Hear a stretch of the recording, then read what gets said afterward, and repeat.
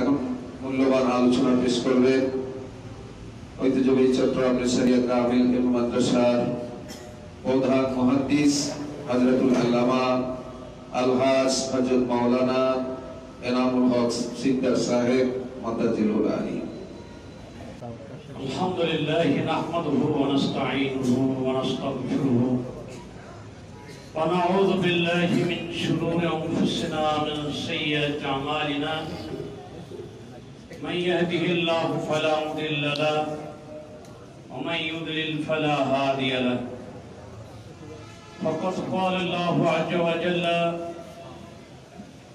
ইন্নাল্লাহা ওয়া মালাইকাতাহু ইউসাল্লুনা আলান নবী يا أيها الذين آمنوا صلوا عليه وسلموا تسليما صلى الله على سيدنا محمد وآله وأصحابه وسلم صلى الله على سيدنا محمد وآله وأصحابه أما بعد فقد قال الله عز وجل يا أيها الذين آمنوا اتقوا الله وكونوا مع الصادقين صدق الله العظيم وصدق النبي الحبيب الكريم عن أبي هريرة رضي الله تعالى عنه قال قال رسول الله صلى الله عليه وسلم إن الله تعالى قال من عاد لي وليا فقد آذنته بالحرب। উপমহাদেশের প্রখ্যাত সিলসিলা সারসিনা দরবার শরীফের পীর মুজাদ্দিদে জামান কুতুবুল আলম বীর মুজাহিদ সমাজ সংস্কারক বাংলাদেশের স্বাধীন বাংলাদেশের ইসলামী শিক্ষার মহান সংস্কারক সৈয়দি ওয়া সনদি ওয়া মুর্শিদি ওয়া মওলাই শাহ সুফি আবু জাফর মুহাম্মদ সালেহ রাহমাতুল্লাহ আলাইহির ইসালে সওয়াব মাহফিল উপলক্ষে আয়োজিত আজকের আজিম শান মাহফিলে উপস্থিত সারসিনা শরীফের হযরত পীর সাহেব কিবলার মেজো জামাতা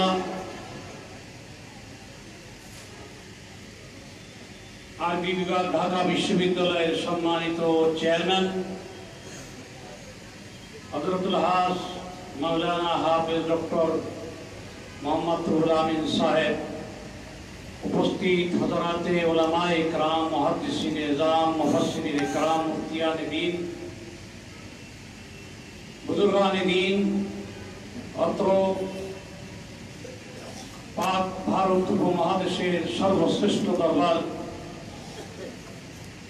সারসিনা শরীফের সাথে মুতাআল্লিকিন মুহিব্বিন রাহিমাকুমুল্লাহ, আল্লাহ দরবারে শুকর যে আজকের মহান ওলি যার জন্ম না হলে বাংলাদেশের শিক্ষা ব্যবস্থা হয়তো অন্যরকম হয়ে যেত, যার হাতের ছোঁয়া না লাগলে আজকে আরবি বিশ্ববিদ্যালয়ে বাস্তবায়িত হতো না, মাদ্রাসা বোর্ড হতো না, হাজার হাজার মাদ্রাসা প্রতিষ্ঠিত হতো না। ইসলামী শিক্ষার এক মহান অগ্রপথিক শাহ সুফি নিসারউদ্দিন আহমদ রাহমাতুল্লাহ আলাইহির এই মাহফিলে আমরা শরীক শামিল হয়েছি। সবাই বলুন আলহামদুলিল্লাহ। বাংলাদেশের যে কোনো সিলসিলা বলেন, যে কোনো দরবার বলেন, চাই তার কওমি ধারার হোক, আলিয়া ধারার হোক, প্রত্যেকটা ধারার ওলামায়ে কেরামদের কাছে যদি জিজ্ঞাসা করা হয় যে সারসিনা দরবার কেমন, এক কথায় নির্দ্বিধায় সবাই এক বাক্যে স্বীকার করে সারসিনা দরবার একটি হক দরবার। আমার এই জীবনে আমি যত ওলামায়ে কেরামের সাথে মিশেছি, যে কোনো ধারার হোক না কেন, যখন আমাকে জিজ্ঞেস করা হয় যে আপনি কোন দরবারের সাথে আপনার সম্পর্ক, আমি যখন বলি সারসিনা দরবার, এক বাক্যে মাথা নত করে ফেলে। সবাই বলে আপনি তো বড় জায়গায় হাত দিয়েছেন, সুবহানাল্লাহ। কারণ একটু যদি ইতিহাস দেখি আমাদের সিলসিলাটা কেমন, হযরতে কুতুবউদ্দিন বখতিয়ার কাকি রাহমাতুল্লাহ আলাইহি থেকে যেই ধারা শুরু হয়েছে, হযরতে নিজামউদ্দিন আউলিয়া রাহমাতুল্লাহ আলাইহি, আব্দুল্লাহ বরবাদি রাহমাতুল্লাহ আলাইহি, আদম বিন নূরি রাহমাতুল্লাহ আলাইহি হয়ে যখন শাহ আব্দুর রহিম রাহমাতুল্লাহ আলাইহি ওনার সুযোগ্য সন্তান, যিনি এই ভারতীয় উপমহাদেশে ব্রিটিশ বিরোধী আন্দোলনের একমাত্র প্রথম স্বপ্নদ্রষ্টা এবং প্রথম পরিকল্পনাকারী, শাহ ওলিউল্লাহ মুহাদ্দিস দেহলভী রাহমাতুল্লাহ আলাইহি, যিনি হুজ্জাতুল্লাহিল বালিগা এই কিতাব লিখে পরবর্তী প্রজন্ম তথা ওনার খোলাফা, ওনার ছাত্র, বিশেষ করে ওনার 4 জন সন্তানকে উনি একটা গাইডলাইন দিলেন কিভাবে এদেশ থেকে ব্রিটিশকে তাড়াতে হবে। কারণ এই ভারতীয় উপমহাদেশের এমন অবস্থা হয়ে গেছিল, হজ বন্ধ হয়ে গেছিল, ব্রিটিশেরা মুসলমানদেরকে দুর্বল করার জন্য 3টি বাতিল শক্তিকে আশ্রয় দিয়েছিল। 1 নম্বরে হলো শিয়াদেরকে তারা আশ্রয় দিয়েছিল। যেহেতু 1757 সালে স্বাধীনতার সূর্য নবাব সিরাজউদ্দৌলার শহীদ হওয়ার পরে 553 বছরের মুসলিম শাসনের সূর্য অস্তমিত হল। ইখতিয়ারউদ্দিন মোহাম্মদ বিন বখতিয়ার খলজি 1204 সালে যেই মুসলিম শাসন এই বঙ্গদেশের মধ্যে প্রতিষ্ঠা করেছিলেন, 1204 খ্রিস্টাব্দ থেকে শুরু করে 1700 ওলি আল্লাহদের শাসন হয়েছে। ইকরাম আন্দোলন শুরু করলো। সেই আন্দোলনকে দমন করে 1787 সালে এদেশের ওলামায়ে ইকরামদের, ফকিরদের, ওলি আল্লাহদের আন্দোলনকে যখন দমন করলো, তখন এই দেশের মুসলমানদেরকে দুর্বল করার জন্য 3টি ধারা চালু করলো ব্রিটিশ সরকার। 1 নম্বরে হলো শিয়াদেরকে আশ্রয় দেওয়া হলো। মুসলমানদেরকে শিয়া মতবাদ ঢুকাই নিয়ে তাদেরকে পৃষ্ঠপোষকতা করে মুসলমানদের এমন অবস্থা হয়ে গেল যে প্রত্যেকের বাড়ির সামনে সামনে শিয়া তাজিয়া, খ্রিস্টানদের পৃষ্ঠপোষকতায় শিয়ারা মাথাচাড়া দিয়ে উঠল। 2 নম্বরে তখনকার সৌদি আরবের মোহাম্মদ বিন আব্দুল ওহাব নজদি, মোহাম্মদ বিন আব্দুল ওহাব নজদি, যিনি বাদশাহ আব্দুল আজিজ, কিং আব্দুল আজিজের বাবার সাথে সম্পর্ক করে ব্রিটিশের একটা কোম্পানি, আরম্ভ কোম্পানি, এই কোম্পানির অর্থায়নে কিং আব্দুল আজিজ এবং তার জান্নাতুল বাকিতে স্থানান্তর করতে হবে। নাউজুবিল্লাহ। হুজুরের রওজাকে যদি মসজিদে নববীতে রাখা হয় তাহলে শিরিক হবে। নাউজুবিল্লাহ। এরপর তারা ফতোয়া দিল তাসাউফ শিরিক, তরিকত শিরিক, ওসিলা দ্বারা শিরিক। এরা বলল ঈমান ভঙ্গের 2 নম্বর কারণ হলো ওসিলা নেওয়া। ঈমান ওযু যেমন ভাঙে, নামাজ ভাঙে, রোজা ভাঙে, ভাঙে না? ফতোয়া দিল যে ইমান ভাঙে, আর ইমান ভাঙার 2 নম্বর কাজ হলো কে বসিরা মানা। এই মতবাদের পরে যখন ওয়াহাবি মতবাদ কায়েম করলো, এটা সেই ইস্ট ইন্ডিয়া কোম্পানি গ্রুপ থেকে থাকছে, যেহেতু এই দেশের শাহ ওয়ালিউল্লাহ মুহাদ্দিস দেহলভী রাহমাতুল্লাহ আলাইহির নির্দেশনা মোতাবেক শাহ আব্দুল আজিজ মুহাদ্দিস দেহলভী এবং তার 3 ভাই মিলে, মোট 4 ভাই, এই 4 ভাই যখন ব্রিটিশ বিরোধী বিভিন্ন পরিকল্পনা গ্রহণ করে মুরিদদেরকে যখন ব্রিটিশ বিরোধী আন্দোলনে লাগাই দিলেন, তখন এই দেশের মুসলমানদেরকে দ্বিধাবিভক্তি করার জন্য তারা সৌদি আরবের এই মতবাদ এই দেশে আমদানি করল, সালাফি মতবাদ। কি মতবাদ? সালাফি কাকে বলে? যারা মাযহাব মানে না, তরিকত মানে না, ওসিলা মানে না, তাসাউফ এটাকে শিরক বলে তারা। এভাবে 70টা আকীদার সমন্বয়ে সেই সৌদি আরবের মতবাদ এই দেশে কায়েম করার জন্য, মুসলমানদেরকে দুর্বল পাট করার জন্য,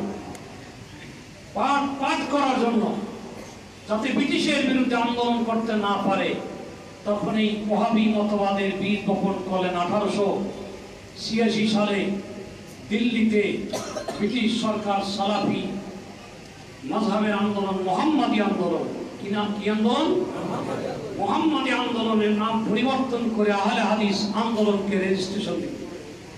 তারা এই দেশে হানাফিদের সাথে মতবিরোধ লাগাই দিল যে 3 তালাক একসাথে দিলে 1 তালাক হবে, তারপরে মাযহাব মানা যাবে না, মসজিদের মধ্যে প্রথম আজান একটাই হবে, দ্বিতীয় আজান হবে না। এরকম তারা মতবাদ সৃষ্টি করে দিল্লি সরকারের হাইকোর্টের মধ্যে 700 মামলা রুজু হইল, মুসলমানদের মধ্যে ডিভাইড করলো। 3 নম্বর হাতিয়ার তারা ব্যবহার করলো গোলাম মোহাম্মদ কাদিয়ানীকে। গোলাম মোহাম্মদ কাদিয়ানীকে ভণ্ডনবী বানাইয়া তারা পাঞ্জাব থেকে একটা কাদিয়ানী গ্রুপ সৃষ্টি করল। তখন মুসলমানদের এমন অবস্থা যে তাদের ধর্ম কর্ম সব বন্ধ হয়ে গেল। ফতোয়া দেওয়া হলো হজ ফরজ না, ভারতের মধ্যে হজ লাগবে না। 2 নম্বর হলো বিধবা বিবাহ, এটা বন্ধ করতে হবে, বিধবা বিবাহ জায়েজ নাই, নাউজুবিল্লাহ বলে। এই কারণে ঘরে ঘরে শিয়াদের তাজিয়া ছড়াই গেল। মুসলমানদের মধ্যে আলেমদেরকে তখন 13,000 আলেমকে শহীদ করা হলো। কয় হাজার? ফজলে হক খায়রাবাদীর মতো এত বড় আলেম, তাকে আন্দামান দ্বীপপুঞ্জে এই ভারতের জমিনে শ্রেষ্ঠ আলেম বলা হয় ফজলে হক খায়রাবাদীকে। ওনাকে ওখানে কারাগারে ঢুকানো হলো। শুধু তাই নয়, ওনাকে কাজ দেওয়া হলো কারারা যেই পায়খানা করবে, ওই পায়খানা সাফ করবে ফজলে হক খায়রাবাদী, এবং তাকে হাফ প্যান্ট পরাই রাখা হলো। আহা, এই ফজলে হক খায়রাবাদী যাওয়ার সময় একটা কাফন নিয়ে গেছে।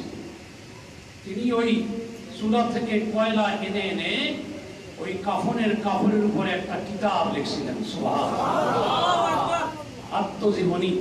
যার নাম দিলেন আস-সাওরাতুল হিন্দিয়া। আস-সাওরাতুল হিন্দিয়া। ওখানে তিনি দেখাইলেন যে ভারতের জমিনের মুসলমান শাসকদের কি কি দুর্বলতার কারণে আজকে ব্রিটিশ সরকার তাদের ক্ষমতা নিয়ে নিয়েছে। ফজলে হক খায়রাবাদীকে ছিলেন ওই আন্দামান দ্বীপপুঞ্জের মেইন জেলার। উনি ছিলেন বিভিন্ন জায়গার হিস্টোরি লিখতেন।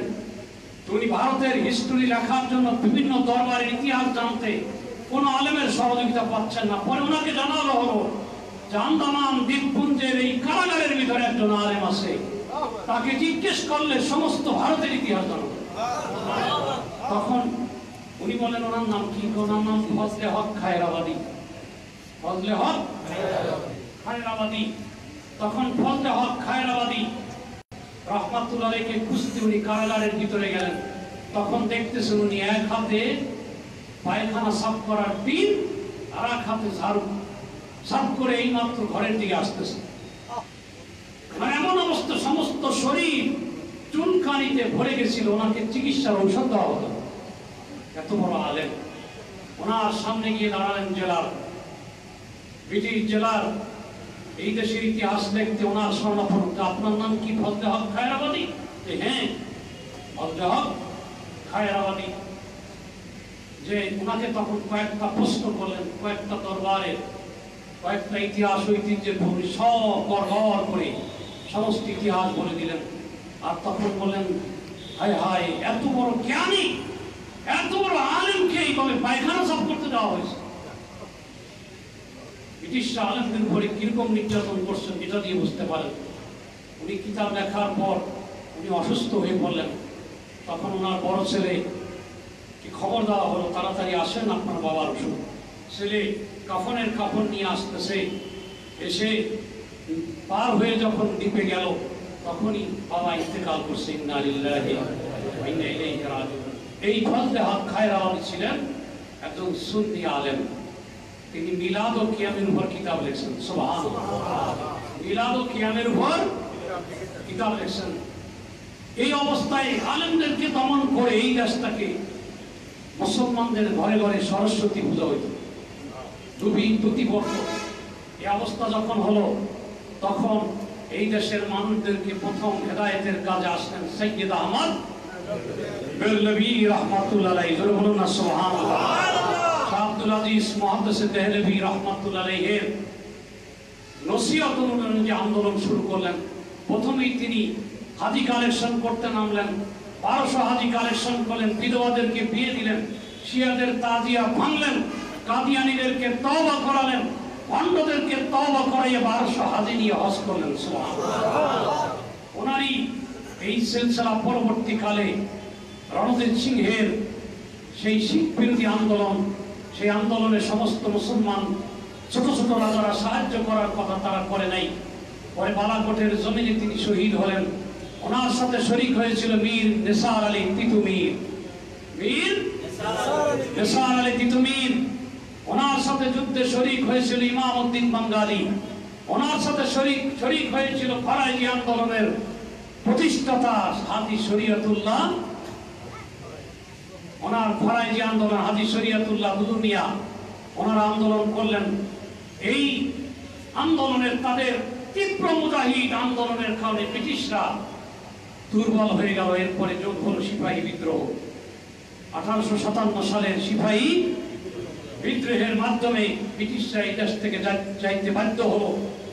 আর শাহ সুফি নূর মোহাম্মদ নিজামপুর রহমাতুল্লাহ আলাইহি ওনাকে যুদ্ধের ময়দান থেকে শেষ সময় সৈয়দ আহমদ বেরলভী বলছিলেন, তুমি যাও পূর্ব বাংলার দিকে যাও। জোরে বলুন না সুবহানাল্লাহ। সেই শাহ সুফি নূর মোহাম্মদ নিজামপুর রহমাতুল্লাহ আলাইহি মিরসরাইয়ের জমিনে শুয়ে আছেন। সুবহানাল্লাহ। ওনার হাতে মানিকতলাতে গিয়ে শরীক হয়েছিলেন এই চট্টগ্রামের হযরতে শাহ সুফি ফতে আলী ওয়াইসি রহমাতুল্লাহ আলাইহি। ওনার হাতে মানিকতলাতে 35 জন মুরিদ হলেন, 35 জন কুতুবুল আখতার হলেন। সুবহানাল্লাহ। তার মধ্যে শীর্ষ স্থান লাভ করেন আবু বকর সিদ্দিক আল কুরাইশি রহমাতুল্লাহ আলাইহি। বলুন না সুবহানাল্লাহ। 35 জনের মধ্যে 1 নম্বর হলেন শাহ সুফি আবু বকর সিদ্দিক মুজাদ্দিদে জামান আমিরে শরীয়ত। উনি ওনার চিন্তা চেতনা, উনি চিন্তা করেন কিভাবে শাহ ওলিউল্লাহ মুহাদ্দিস দেহলভী রহমাতুল্লাহ আলাইহির যে চিন্তা চেতনাটা বাস্তবায়ন করা যায়। এই চিন্তা চেতনার মধ্যে 1 নম্বর হলো মাদ্রাসা কায়েম করা। জোরে বলুন না সুবহানাল্লাহ। যেখানেই যাবে সেখানে খানকা এবং খানকার সাথে মসজিদ, খানকা এবং মসজিদ। এভাবে হযরত আবু বকর সিদ্দিক আল কুরাইশি রহমাতুল্লাহ আলাইহি গোটা বাংলা, বিহার, উড়িষ্যা, আসাম এই পুরা এলাকায় তিনি মুরিদানদেরকে নিয়ে কাজ শুরু করলেন। যেখানে যাকে লাগে, বার্মায় যেহেতু ব্রিটিশের শাসন মারাত্মক, তাই ওই ইংরেজদের সাথে আর ইংরেজি ভাষায় তর্ক করার জন্য, তাদেরকে হেদায়েত করার জন্য উনি বেছে নিলেন শাহ সুফি সদরুদ্দিন রহমাতুল্লাহ আলাইহি। ফেনীতে শাহ সুফি সদরুদ্দিন রহমাতুল্লাহ আলাইহিকে পাঠাই বার্মা শাসন করলেন।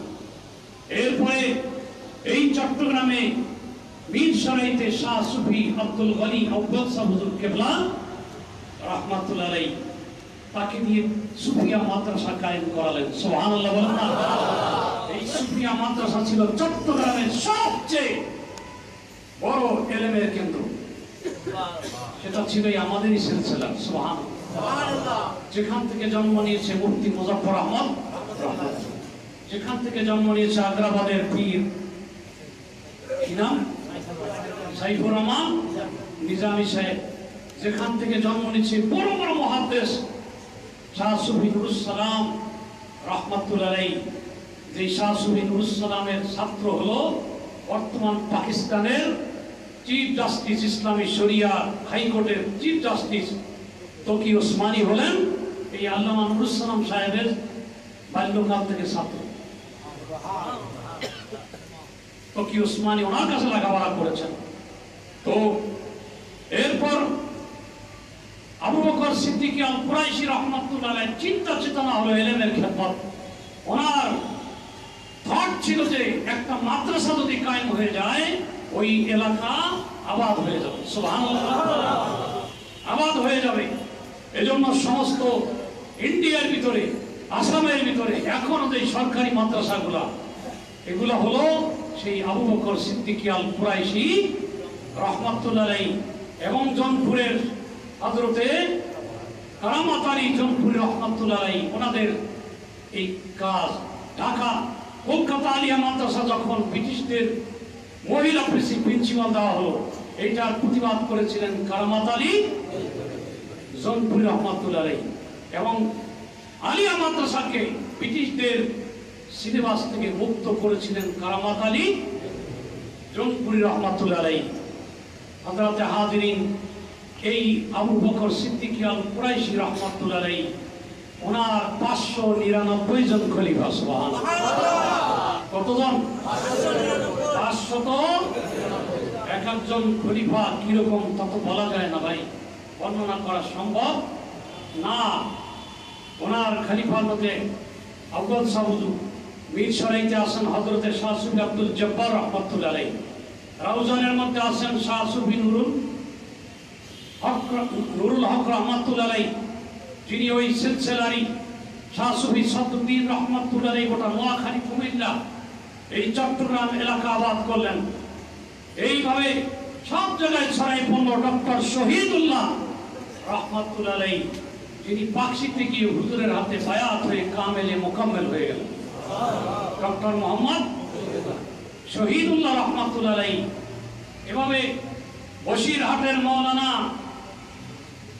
রুহুল আমিন রাহমাতুল্লাহ আলাইহি, যার মতো আলেম এই ভারতের মধ্যে পয়দা হয় নাই। 18,000 হাদিসের হাফেজ। কয় হাজার? 18,000 হাদিসের হাফেজ ছিলেন। সন্দীপের মধ্যে ছিলেন ওজিউল্লাহ সন্দীপী রাহমাতুল্লাহ আলাইহি, যিনি এক রাইতের মধ্যে আনোয়ার শাহ কাশ্মীরিকে টাক্কা দিয়ে ফার্স্ট হওয়ার জন্য ওনার উস্তাদরা বলেছিলেন এই রাতের মধ্যে বুখারী শরীফ মুখস্থ করে যে শোনাতে পারবে তার রোল নম্বর 1 হবে। এই ওজিউল্লাহ সন্দীপী রাহমাতুল্লাহ আলাইহি এক রাতের মধ্যে বুখারী শরীফ মুখস্থ করে তার পরের দিন শুনাইছেন। সুবহানাল্লাহ। নারে তাকবীর, নারে রিসালাত, সবসিনে দরবার শরীফ, মুরমুজি সালসাম মাবিন। শাহ সুফি ওজিউল্লাহ রাহমাতুল্লাহ আলাইহি, ওজিউল্লাহ সন্দীপী কত বড় মুহাদ্দিস, আনোয়ার শাহ কাশ্মীরির উপরে ভাষণ দিতেন। সুবহানাল্লাহ। যেই আনোয়ার শাহ কাশ্মীরি বলছেন যে আল্লাহ রসুল হাজির তো হাজির কেমন, যে আমরা ক্লাসে ছিলাম 7 জন, একদিন আমাদের ওস্তাদ আসতে দেরি করতেছে বুখারী শরীফ টেবিলের উপরে, তখন দেখলাম যে স্বয়ং আল্লাহ রসুল এসে বুখারী শরীফ পড়াচ্ছেন। আনোয়ার শাহ কাশ্মীর রাহমাতুল্লাহ আলাইহি তিনি ফয়জুল বারীর ভিতরে এই কথা লিখছেন। সুবহানাল্লাহ। আল্লাহ রসুল কি পড়েছেন? বুখারী শরীফ পড়েছেন। শুধু তাই না, এই যে হযরতে শাহ সুফি সদরুদ্দিন রাহমাতুল্লাহ আলাইহি বেনিয়ালিয়াতে বুখারীর সবক হবে, ওনাকে আনছে, উনি একজন ইংরেজি শিক্ষিত। ওস্তাদরা সব বয়কট করছে অনুষ্ঠান। শাহ সুফি সদরুদ্দিন রাহমাতুল্লাহ আলাইহি উনি বলছেন দেখি আমি পারি কিনা, বুখারী শরীফ নিয়ে চোখ বন্ধ করে হাদিস পড়েছে। ওনাকে বলেন হুজুর চোখ বন্ধ করে কেমনে হাদিস পড়াইলেন? চোখ বন্ধ করে হাদিস এভাবে পড়ে যে আল্লাহর রাসূল আমাকে বলছে আমি পড়ছি। আমাদের সেই সিলসিলা সুবহানাল্লাহ। আমাদের সাথে আমার নবীর সাথে সম্পর্ক আছে না নাই?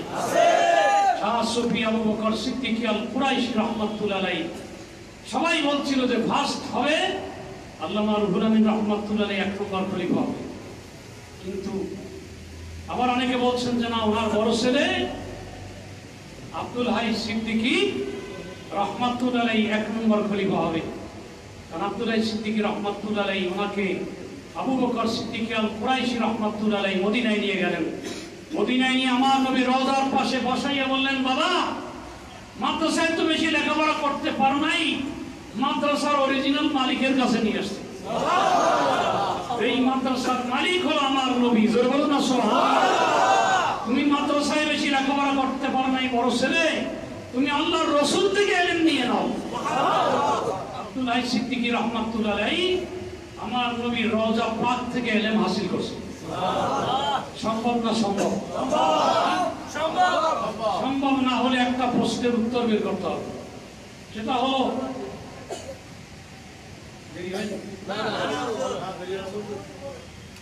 হলো হযরতে ঈসা আলাইহিস সালাম নাজিল হবে না হবে না? হ্যাঁ, বায়ান জেলান্না আমার নবী বলেন অবশ্যই অবশ্যই নাজিল হবে। ঈসা ইবনে মারইয়াম, কে?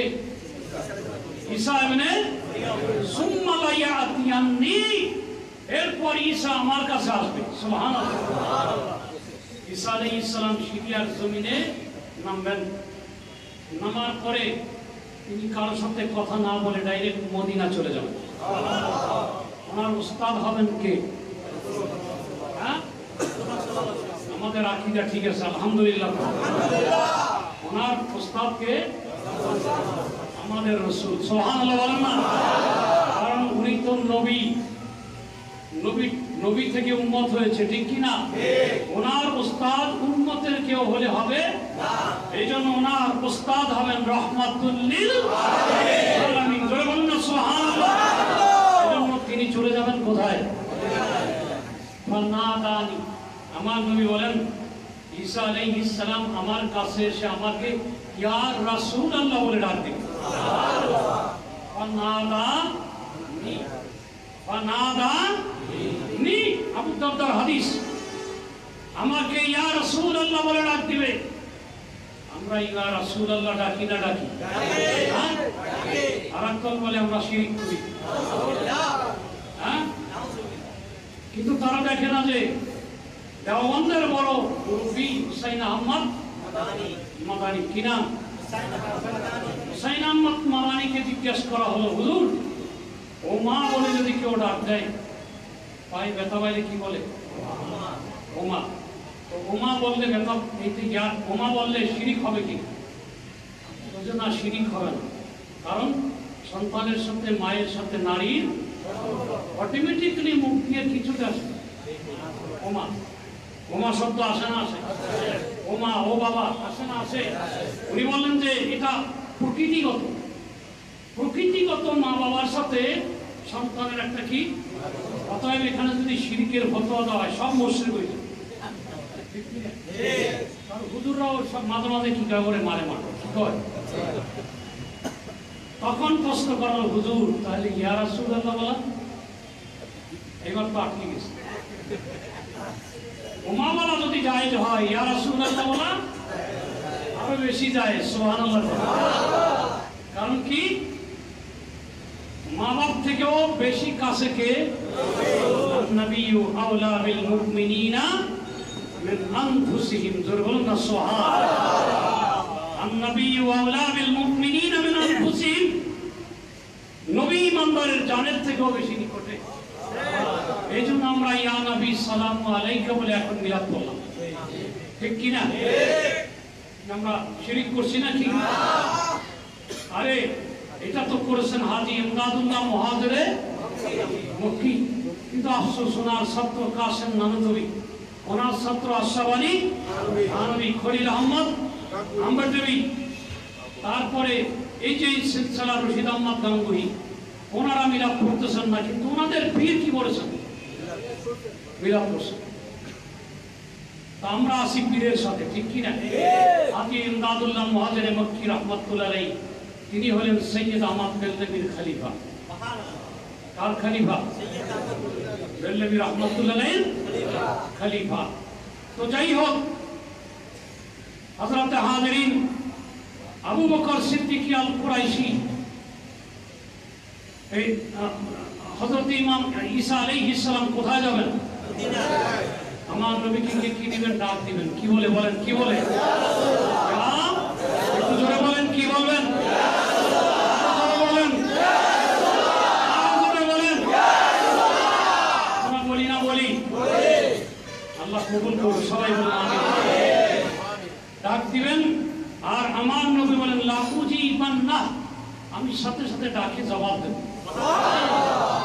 ওখানে দাঁড়াই মুরাকাবার মাধ্যমে সমস্ত কোরআনের তাফসীর, সমস্ত হাদিস এবং হাদিসের ব্যাখ্যা, ফিকহ, ফতোয়া সহ ঈসা আলাইহিস সালাম মুখস্থ করে ফেলবেন। এরপর তিনি শাসনে বের হবেন। সমস্ত দুনিয়া ওনার হাতে চলে আসবে। হযরত হাজিরিন, আব্দুল্লাহ সিদ্দিক রাহমাতুল্লাহ আলাইহি এক নম্বর হওয়ার কথা, কিন্তু কে হবেন? আবু বকর সিদ্দিক রাহমাতুল্লাহ আলাইহি উনি একদিন খলিফাদেরকে বললেন, তোমরা সবাই একটু মাছ ধরো। আজকে কি ধরো? তো মাছ ধরতে গেছে, মাছ ধরে ধরে শীতের সময় মাছ ধরে সবাই উঠে গেছে, একজন উঠে নাই। তিনি হলেন আল্লামা নেসারউদ্দিন আহমদ। তিনি মাছ ধরতেই আছে, সবাই মাছটাও ধরি উঠে গেছে। অনেকক্ষণ পরে হুজুর আসলেন। আবু বকর সিদ্দিক রাহমাতুল্লাহ আলাইহি এসে বলেন, কি বাবা, সবাই চলে গেছে, তুমি এখনো মাছ ধরতেছো? হুজুর, আপনি তো মাছ ধরতে বলছেন, উঠতে তো বলেন না। উঠতে তো বলেন নাই। হুজুর চোখের পানি ছেড়ে দিলেন। আদব কাকে বলে? আল্লাহু আকবার বলেন না।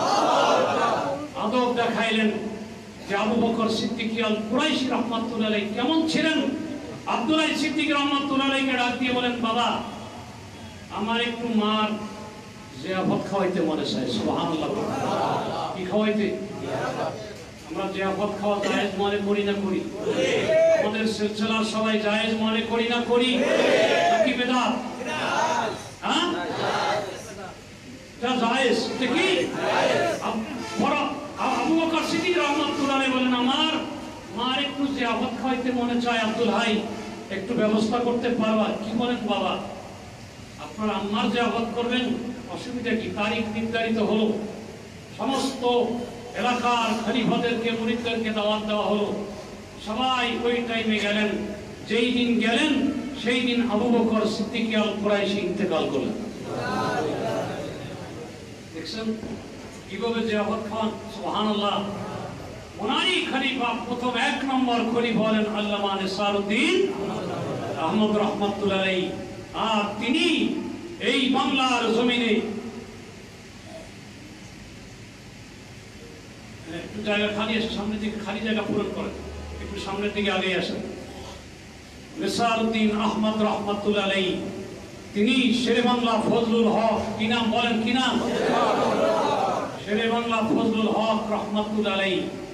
ওনার মাধ্যমে প্রথম ব্রিটিশ গভর্নমেন্টকে ধরে এই বাংলার এই 74 মধ্যে, তখন পূর্ব বাংলা ছিল, কি ছিল? এই পূর্ব বাংলার মধ্যে কোন তামিল মাদ্রাসা, টাইটেল মাদ্রাসা ছিল না। সর্বপ্রথম টাইটেল মাদ্রাসা শেরে বাংলা ফজলুল হককে দিয়ে তিনি কায়েম করলেন। কোনটা? সারসিনা দারুস সুন্নাত জামিয়া। বলেন, সারসিনা জামিয়া মাদ্রাসা করলেন। প্রথম তিনি করেছিলেন সেই 1915 সালে সারসিনা মাদ্রাসা করেছিলেন। নারকেল গাছ, সুপারি গাছ কেটে কেটে মক্তব করছিলেন। সেই মক্তব থেকে ধীরে ধীরে কামেল হয়ে গেল। ওই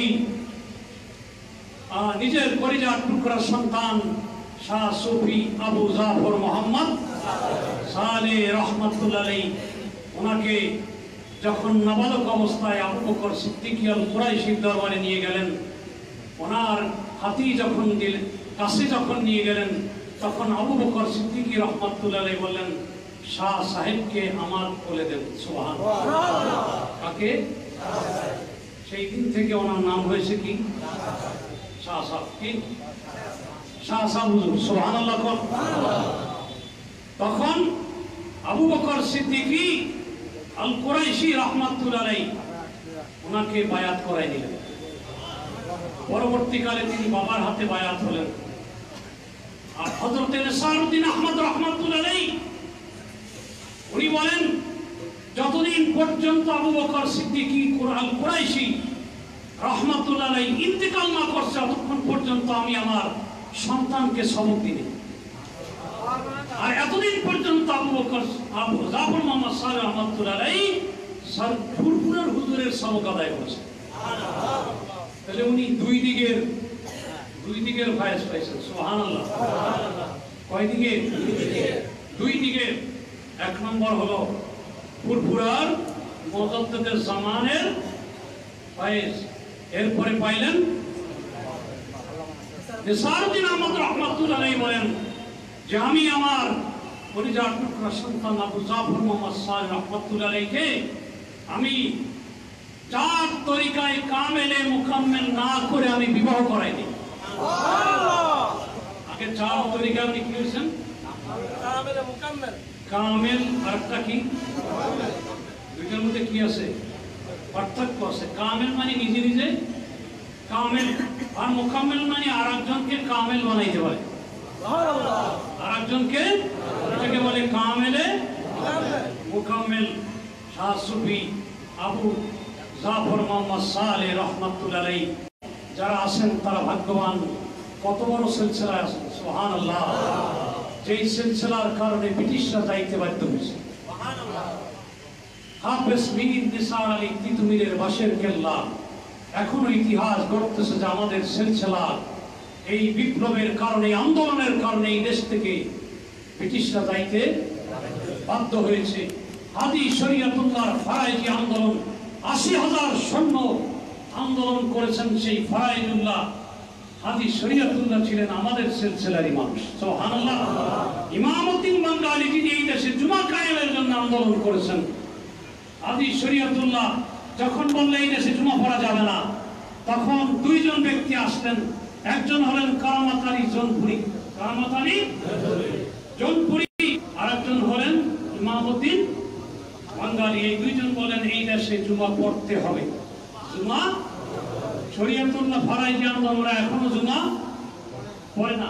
ওরা বললো যে এই দেশ আগে ইসলামী রাষ্ট্র বানাতে হবে, তারপর জুমা খায়। আর জৌনপুরি রহমতুল্লাহ আলাইহি আর ইমামউদ্দিন বাঙ্গালী রহমতুল্লাহ আলাইহি বললেন জুমাও যদি পড়া না হয় তাহলে সাপ্তাহিক আন্দোলন বন্ধ হয়ে যাবে। সাপ্তাহিক আন্দোলন বন্ধ হয়ে যাবে।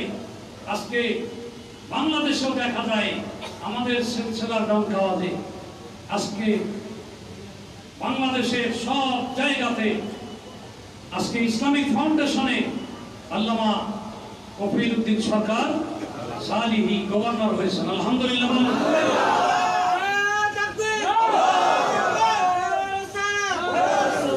আজকে বাংলার জমিনে মাদ্রাসা দেখেন, সবচেয়ে আমাদের সিলসিলার মাদ্রাসার ছাত্রের সংখ্যা বেশি। ঢাকা দারুন নাজাত সিদ্দিকিয়া মাদ্রাসায় এখন ৭,০০০ ছাত্র। কয় হাজার? ৭,০০০। শুধু প্রথম বর্ষে আলিম প্রথম বর্ষে ভর্তি হয়েছে ১৫০০। চিন্তা করে দেখেন এবছর। এদিকে এনএস জালকাঠি এনএস মাদ্রাসা, এটাও হলো আবু জাফর মোহাম্মদ সালেহ রাহমাতুল্লাহ আলাইহি নেসারউদ্দিন আহমদ রাহমাতুল্লাহ আলাইহির খলিফা কায়েদ শাহ নেসার আজিজুর রহমান নেসারাবাদী রাহমাতুল্লাহ আলাইহি, সেখানেও প্রায় ৬,০০০ ছাত্র। এই শর্ষিনাতে আছে দিনিয়া মাদ্রাসা। বাংলাদেশে বর্তমানে ৪,০০০ সরকারি আর ৩,০০০ দিনিয়া মাদ্রাসা। জোরে বলুন না সুবহানাল্লাহ। কয় হাজার?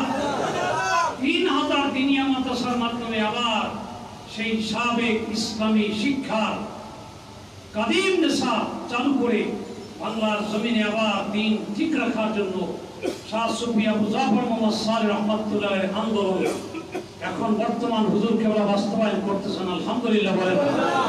অতএব এই বাংলার জমিনে দ্বীন ইসলাম, ভবিষ্যতের ইসলামী রাষ্ট্র যদি হয়, এটার অবদান হবে সারসিনা। এটার অবদান কি?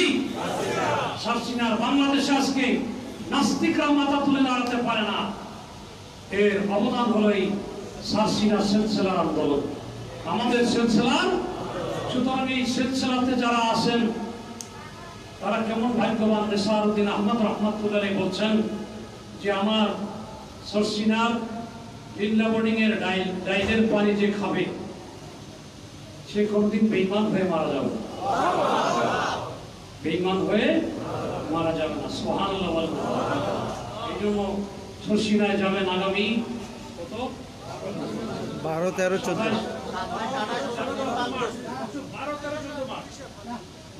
12, 13, 14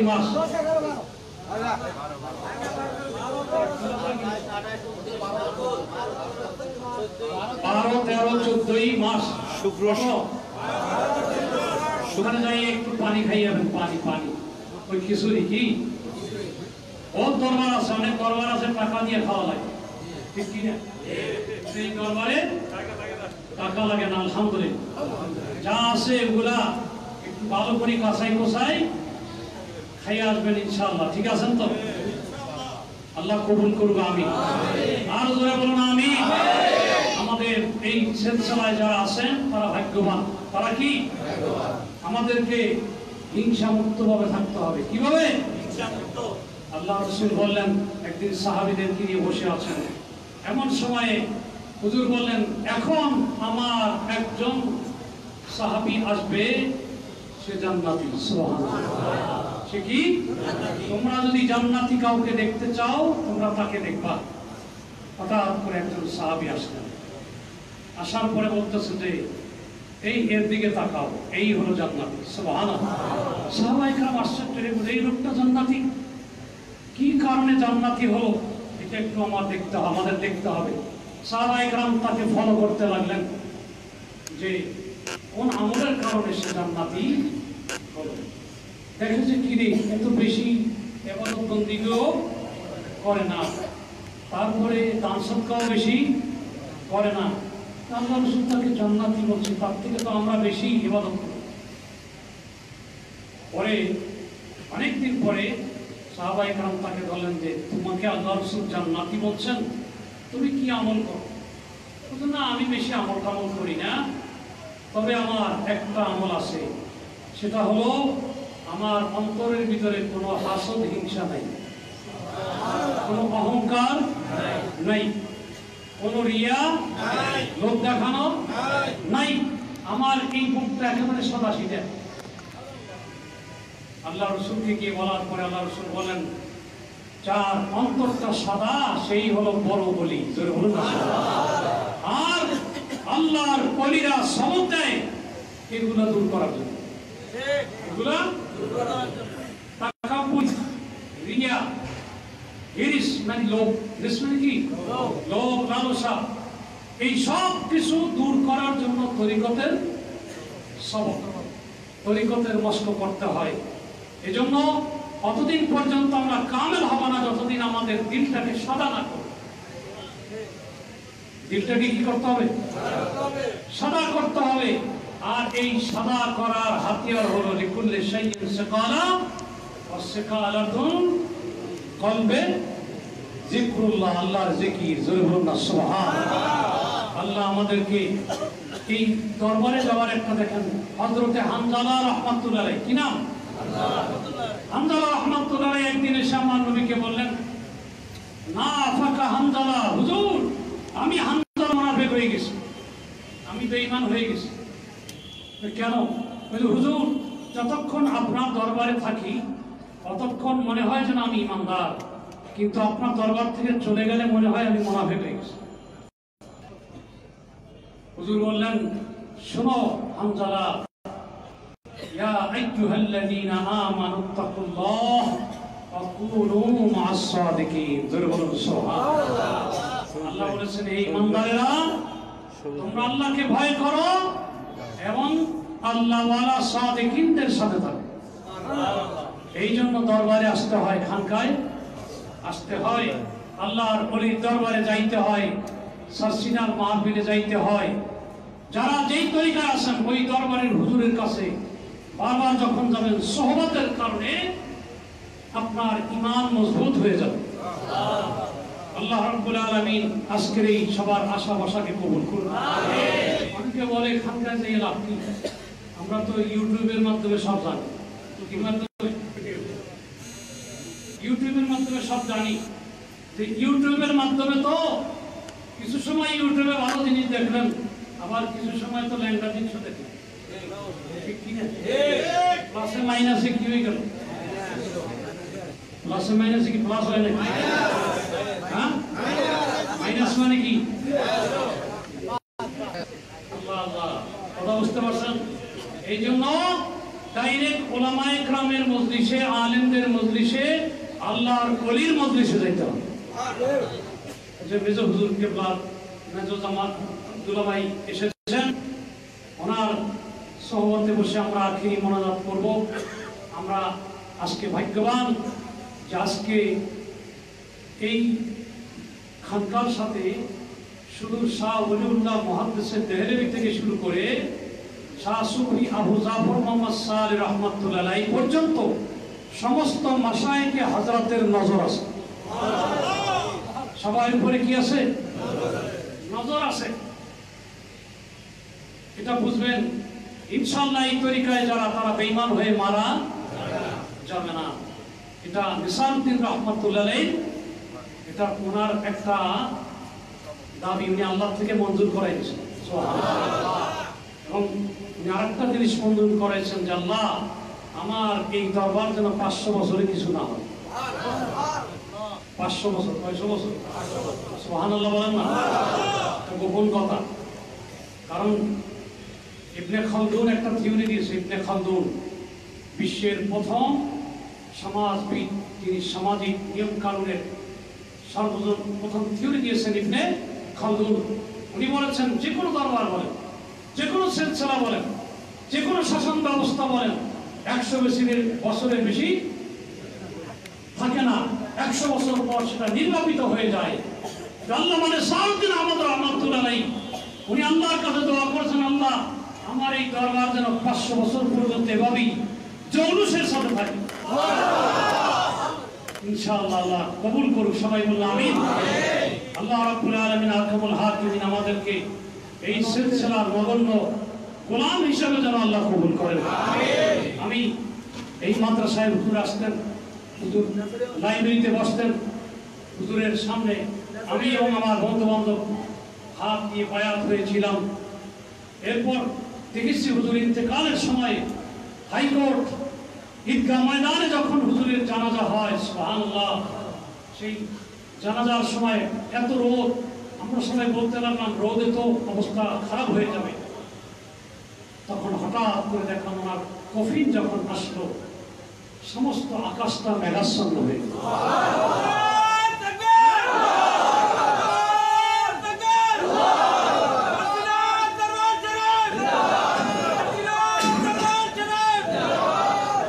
সমস্ত আকাশটা মেঘাচ্ছন্ন হয়ে গেল। তখন সবাই বলতে লাগলো বৃষ্টি হবে, বৃষ্টি হবে।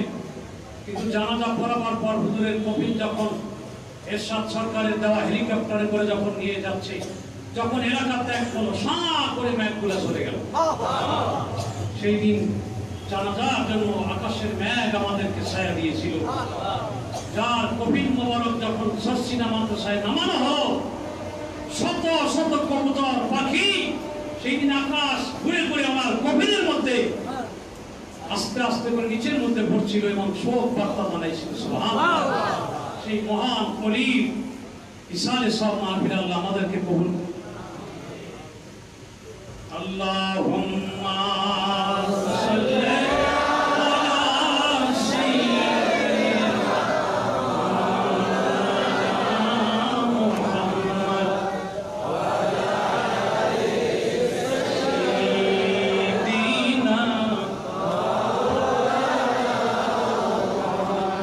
জোরে বলুন আল্লাহুম্মা সাল্লি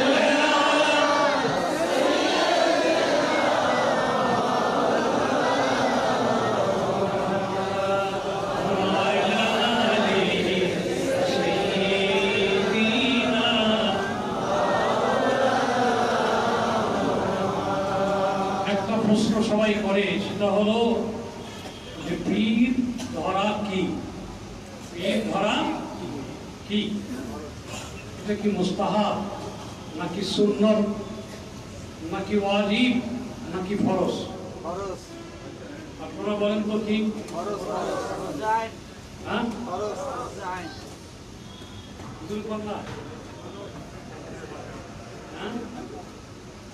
পীর ধরা বা তরিকতের শিক্ষার জন্য পীরের হাতে বায়াত হওয়া, এটা কি? তালাবুল ইলমি ফারিজাতুন আলা কুল্লি মুসলিম, প্রত্যেক মুসলিমের উপরে ইলম হাসিল করা কি ফরজ। ইলম হাসিল করা কোন ইলম? আবশ্যক ইলম। কি ইলম? ইলমে জরুরত। ইলমে জরুরত। ইলমে জরুরত মানে কি?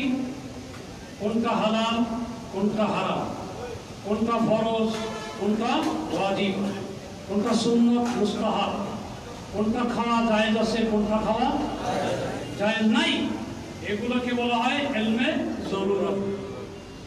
খুব জরুরি ইলম।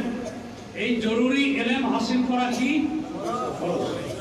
এবারে আসেন, ইলম কয় প্রকার? দুই প্রকার। কি কি? ইলমে যাহির, ইলমে বাতিন। বলেন কি? আল্লাহ রাসূল বলেন ইলম হাসিল করা ফরজে আইন। ইলম হাসিল করা কি ফরজে আইন। ইলম কয় প্রকার? দুটো শিখাতে হলে কি ফরজ? কথা বুঝেন নাই? ইলম দুই প্রকার, যাহির বাতিন। বুখারী শরীফের হাদিস, আল ইলমু ইলমান। ইলম কয় প্রকার? দুই প্রকার। একটা হলো মুখের ইলম আর একটা হলো ভিতরের ইলম। হযরত আবু হুরায়রা আমার নবী থেকে দুই ধরনের ইলম নিয়েছেন। কয় ধরনের? উনি বলেন বুখারী শরীফের হাদিস, আমি হাফিজতু মিন রাসূলিল্লাহি সাল্লাল্লাহু আলাইহি ওয়াসাল্লাম ওয়া আইন, আমি আল্লাহর রাসূল থেকে দুই ধরনের ইলম আমি হাসিল করেছি। সুবহানাল্লাহ। এক ধরনের ইলম যেটা মুখের মধ্যে, সেটা আমি তোমাদেরকে পড়ে শোনাইলাম, সেটা হলো 5272টা হাদিস। সুবহানাল্লাহ। কিন্তু আরেক প্রকার ইলম আমার ভিতরে আছে, ওটা আমি বলবো না।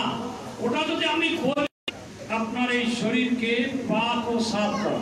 সুবহানাল্লাহ। কি করা? পাক ও সাফ করা।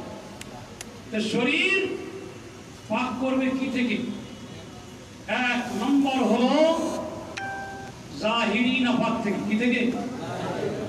জাহিরি নাফাক মানে কি? জাহিরি নাফাক হলো নাজাসাতে গালিজা, নাজাসাতে খাফিফা থেকে নিজেকে হেফাজত করে, আর নাজাসাতে হুকমি থেকে নিজেকে হেফাজত করে। এটা হলো জাহিরি, অর্থাৎ পায়খানা প্রস্রাব ইত্যাদি এগুলো থেকে পাক হওয়াটাকে বলে জাহিরি পাক। আর একটা হলো বাতিনি পাক।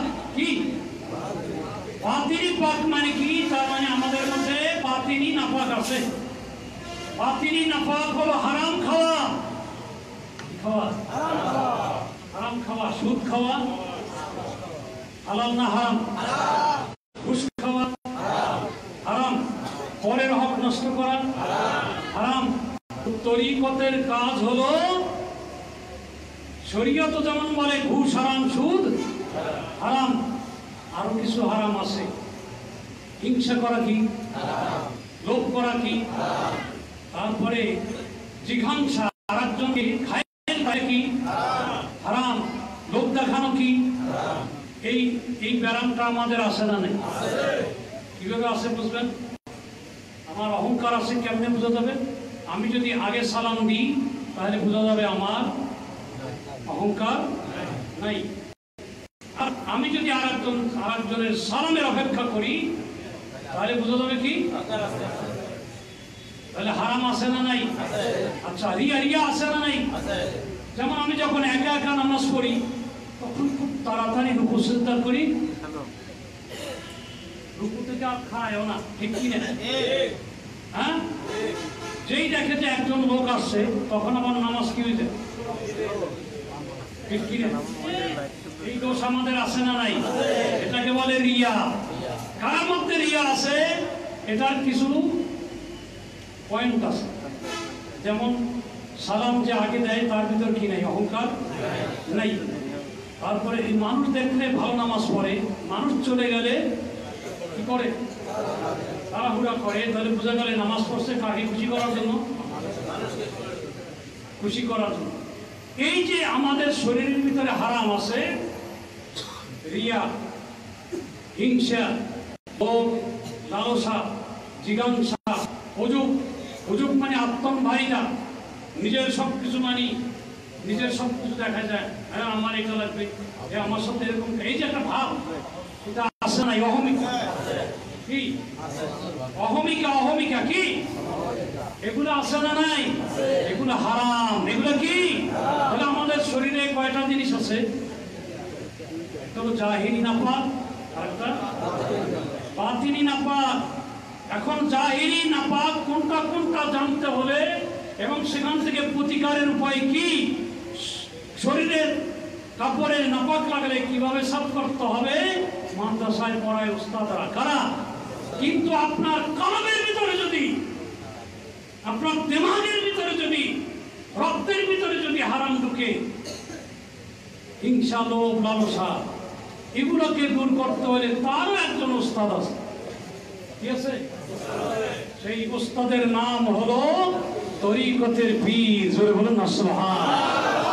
তরিকতের পীর, উনিও উস্তাদ। মাদ্রাসায় আমরা যারা পড়াই আমরাও উস্তাদ। মনে রাখবেন, ওই উস্তাদের কাছে যেমন যাওয়া ফরজে আইন, আমার শরীরের ভিতরে যে নাপাকগুলো আছে এগুলোকে দূর করার জন্য তরিকতের পীরের কাছে গিয়ে সবক শিখা, এটাও ফরজে। এবার বলেন, পীরের হাতে বায়াত হওয়া কি? হ্যাঁ,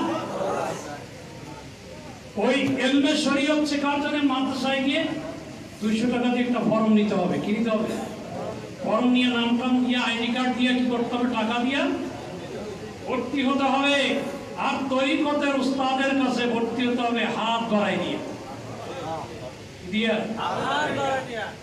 হ্যাঁ, আমি বায়াত হচ্ছি, এভাবে বায়াত হতে হবে। জোরে বলুন না সুবহানাল্লাহ। বায়াত হতে হবে, বায়াত হয়ে তারপর সবক। তবে মনে রাখবেন, বর্তমানের অবস্থা কিন্তু ভালো না। এক পীর আর এক পীরকে দেখতে পারে না। এক মুরিদ, এক সিলসিলার মুরিদ আর এক মুরিদ আর এক সিলসিলার মুরিদকে, বোঝা গেল যে ওই সিলসিলার পীরের কারবার বন্ধ হয়ে গেছে। কি হয়ে গেছে? কারণ সে তো হিংসা দূর করতে পারে নাই, লোভ দূর করতে হ্যাঁ, অহমিকা দূর করতে পারে নাই, তাকাব্বুরি দূর করতে পারে নাই। হাকিকতের পীর হয়ে তার মুরিদ কোনদিন হিংসা করতে পারে না, লোভ করতে পারে না। বরং আগের কালের নিয়ম ছিল, একজন আল্লাহর ওলি যখন শুনতেন অমুক এলাকায় একজন আল্লাহর ওলি আছে, তিনি মুরিদান সহ ওখানে চলে যাইতেন।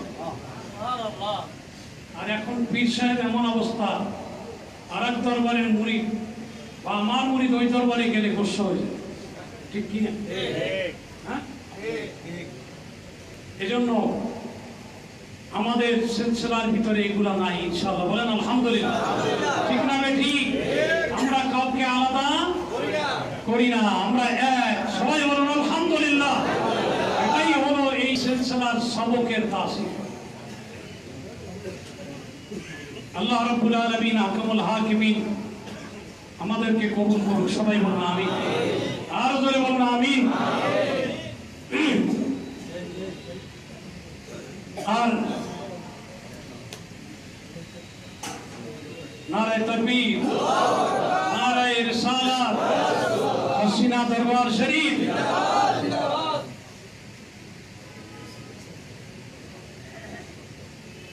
আসসালামু আলাইকুম ওয়া রাহমাতুল্লাহ।